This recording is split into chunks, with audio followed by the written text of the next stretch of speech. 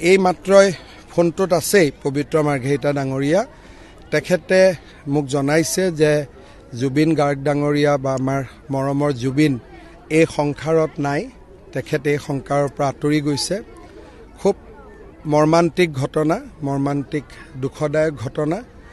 আজি আমি বিজেপি দলে আজি গধূলিও আমি নিৰ্বাচনী প্ৰচাৰ নকৰোঁ।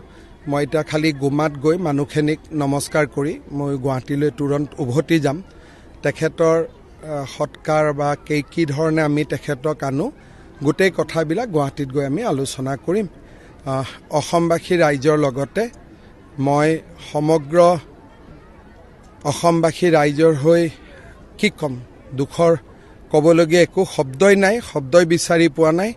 এটা মৰ্মান্তিক ঘটনা, জাতিৰ অপূৰণীয় ক্ষতি, জাতিৰ এটা অমূল্য সম্পদ আমি হেৰুৱাই পেলালোঁ।